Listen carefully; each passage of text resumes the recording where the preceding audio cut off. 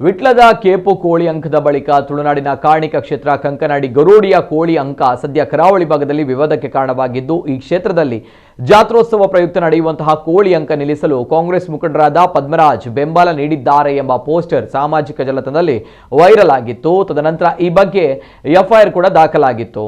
ಇದೀಗ ಇದರ ಮುಂದುವರಿದ ಭಾಗವಾಗಿ ಗರುಡಿ ಕ್ಷೇತ್ರದ ಕಾರ್ಣಿಕ ಶಕ್ತಿಗಳಾದ ಕೋಟಿ ಚೆನ್ನಯ್ಯರ ಸಾನ್ನಿಧ್ಯದಲ್ಲಿ ಪ್ರಾರ್ಥನೆ ಸಲ್ಲಿಸಲಾಗಿದೆ. ಕೋಳಿ ಅಂಕ ನಿಲ್ಲಿಸುವ ವಿಚಾರವಾಗಿ ನಾನು ಎಲ್ಲೂ ಕೂಡ ಬಲ ಪ್ರಯೋಗ ಮಾಡಿಲ್ಲ.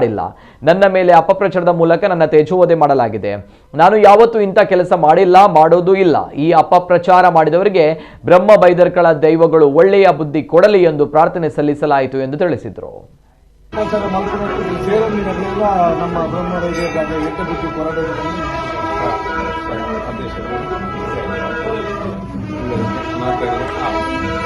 ಪವಿತ್ರವಾದಂತಹ ಬ್ರಹ್ಮ ಬೈದರ್ಕಳ ಗರಡಿ ಕ್ಷೇತ್ರದಲ್ಲಿ ಜಾತ್ರಾ ಮಹೋತ್ಸವ ಬಹಳ ಸಂಭ್ರಮದಿಂದ ನಡೆಯುತ್ತಿದೆ.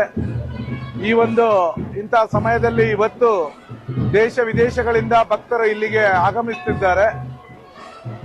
ಇಂತಹ ಸಮಯದಲ್ಲಿ ಬಹುಶಃ ಈ ಬಾರಿ ಮೊನ್ನೆ ದಿವಸ ಈ ಕ್ಷೇತ್ರದಲ್ಲಿ ಪ್ರತಿ ವರ್ಷ ಕೋಳಿ ಅಂಕಣ ನಡೀತಾ ಇತ್ತು. ಈ ಕೋಳಿ ಅಂಕಣ ನಡೆಯದ ಹಾಗೆ ಪೊಲೀಸ್ನವರ ಬಲಪ್ರಹಾರ ಮಾಡಿಸಿ ಪದ್ಮರಾಜ್ ಇದನ್ನು ನಿಲ್ಲಿಸಿದ್ದಾರೆ ಅನ್ನುವಂತ ಅಪಪ್ರಚಾರದ ಪೋಸ್ಟರ್ ಅನ್ನು ಸಾಮಾಜಿಕ ಜಾಲತಾಣಗಳಲ್ಲಿ ಹರಿದು ಬಿಟ್ಟಿದ್ದರು. ಈ ಕೋಳಿ ಅಂಕಣದ ಬಗ್ಗೆ ಇದನ್ನು ಮಾಡುವುದನ್ನಾಗಲಿ ನಿಲ್ಲುವುದರಲ್ಲಾಗಲಿ ನನ್ನದು ಯಾವುದು ಕೂಡ ಪಾತ್ರ ಇರಲಿಲ್ಲ. ಈ ತರ ಅಪಚಾರ ಮಾಡಿ ತೇಜೋವಧೆ ಮಾಡಿರುವಂತಹ ಕೆಲಸವನ್ನು ಮಾಡಿದಂತಹ ಯಾರು ವ್ಯಕ್ತಿಗಳಿದ್ದಾರೆ ಅವರಿಗೆ ಒಳ್ಳೆಯ ಬುದ್ಧಿಯನ್ನು ಆ ಬ್ರಹ್ಮ ಬೈದರು ಕರುಣಿಸಬೇಕಾಗಿ ವಿಶೇಷ ಪ್ರಾರ್ಥನೆಯನ್ನು ಈ ಕ್ಷೇತ್ರದಲ್ಲಿ ಇವತ್ತು ಸಲ್ಲಿಸ್ತೇನೆ ಅನ್ನುವಂತಹ ಮಾತನ್ನು ನಾನು ಹೇಳಿದ್ದೆ.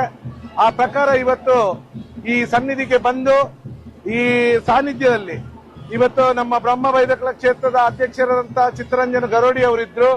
ಹಾಗೆಯೇ ಆಡಳಿತ ಸಮಿತಿಯ ಟ್ರಸ್ಟಿಗಳಾದಂತಹ ದೇವರಾಜ್ರವರು, ಚಂದ್ರನಾಥ್ ರವರು, ಹಾಗೆ ಅರ್ಚಕ ವೃಂದದವರು, ನಮ್ಮ ಕುದ್ರೋಳಿ ಕ್ಷೇತ್ರದ ಅಧ್ಯಕ್ಷರಾದಂತಹ ಜಯರಾಜ್ ಎಚ್ ಸೋಮಸುಂದರಮ್ಮರವರು, ಹಾಗೆ ನಮ್ಮ ಬಂಟ್ವಾಳ ಬಿಲ್ಲವ ಸಂಘದ ಅಧ್ಯಕ್ಷರಾದಂತಹ ಭುವನೇಶ್ವರ್ ಪಚ್ಚಿನಡ್ಕ ಇವರೆಲ್ಲರೂ ಇವರ ಸಮ್ಮುಖದಲ್ಲಿ ಇಂಥ ಕೆಲಸಗಳನ್ನು ನಾನು ಯಾವತ್ತೂ ಮಾಡಲೂ ಇಲ್ಲ, ಮುಂದೆ ಕೂಡ ಮಾಡುವುದಿಲ್ಲ. ಇಂಥ ಅಪಪ್ರಚಾರಗಳನ್ನು ಮಾಡುವಂತಹ ಯಾರು ವ್ಯಕ್ತಿಗಳಿದ್ದಾರೆ, ಇಂಥ ವಿಕೃತ ಮನಸ್ಸಿನವರಿಗೆ ಆ ಕೋಟಿ ಚೆನ್ನಯ್ಯ ಬ್ರಹ್ಮ ಬೈದರ್ಗಳು ಒಳ್ಳೆಯ ಬುದ್ಧಿಯನ್ನು ಕರುಣಿಸಬೇಕು. ಹಾಗೆ ಅವರೊಟ್ಟಿಗೆ ಸೇರಿಕೊಂಡಿರುವಂತಹ ಜನಗಳಿಗೂ ಒಳ್ಳೆಯ ಬುದ್ಧಿಯನ್ನು ಕರುಣಿಸಲಿ ಅಂತ ವಿಶೇಷ ಪ್ರಾರ್ಥನೆಯನ್ನು ಇಲ್ಲಿ ಸಲ್ಲಿಸಿದ್ದಾರೆ.